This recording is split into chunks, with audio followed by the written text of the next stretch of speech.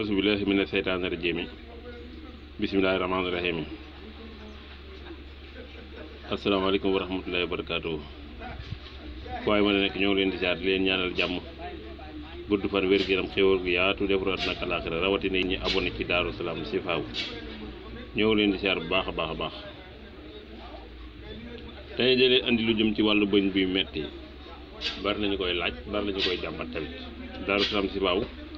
daa fas yéene dox ci lépp luy njëriñ doomu aadama wala lépp loo xam ne day gàllankoor doomu aadama mu fexe loolu saafarawu ñoo ngi leen siyaar bu baax Daaru Salaam Chifaou tamit dina seet bu la seetee wax la sarax wala wax la sa càngaay foo ma dem defi ko nga dem defi ko. bëñ bi métti nag dafa bari ay sabab ak ay lu koy waral. bëñ bi métti kii nga xam day lekk bu lekkee ba pare daa war di boros bëñam ba mu set ay bëñam ba mu set mën na ko def suba bu ndee xëyee ak bu ngoonee bala moo tëdd bu reeree pare mën na ko def bu ko temps may bu añee pare mu defaat ko ndax yooyu yëpp day ñam yooyu des ci bëñ yi day waral bëñ di bënn ak bëñ te bëñ bu yàggee loolu bu fa yàggee mën naa def bëñ bënn bu bënnee day mën naa de waral mooy waral sax muy metti kon yooyu nit ki da ko war a fonk bu baax di ko toppatoo.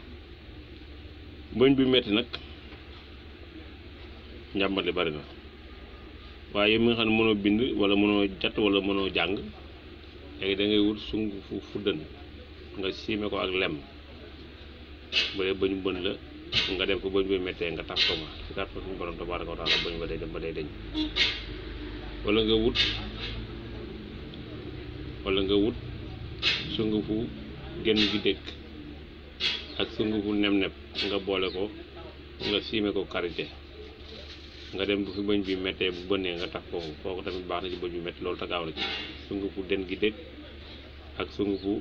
nem-neb bu wolof bi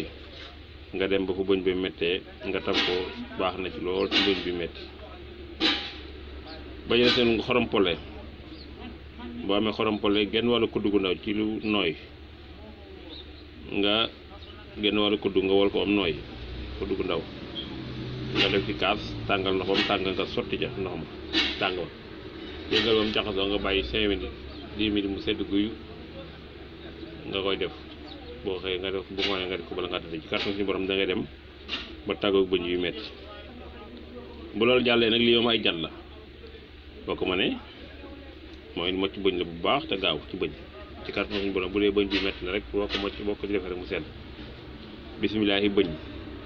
fatasil bëñ kama fatasil bëñ kañ bëñ kaajar bëñ bëñ leewu ñetti yoon nga koy wax muy benn. bismillaahi bëñ fatasil bëñ kama fatasil bëñ kañ bëñ kaajar bëñ bëñ leewu ñetti yoon nga koy wax ci kàttan suñu borom bëñ bi dana seet nga jël sa loxo rek teg ko fi bëñ bi mettee nga wax loolu. beneen tamit a ngi nii ngeen ne bismillaahi bëñ rahmaani bëñ rahimi bëñ potolik bakalik ilaa munnaasi kaajar bëñ kaajar bëñ bëñ leewu juróom-ñaareel nga koy wax. bismillaahi bëñ rahmaani bëñ rahimi bëñ potolik bakalik ilaa munnaasi kaajar bëñ bëñ leewu juróom-ñaareel nga koy wax ci kàttan suñu borom nga jël sa loxo teg ko bëñ ba méttee suñu borom mën na koo seeral bu gaaw kon ñëw leen di ziar leen ñaanal jàmm gudd fan wér xéwal defar àddina ak wasalaamaaleykum wa rahmatulah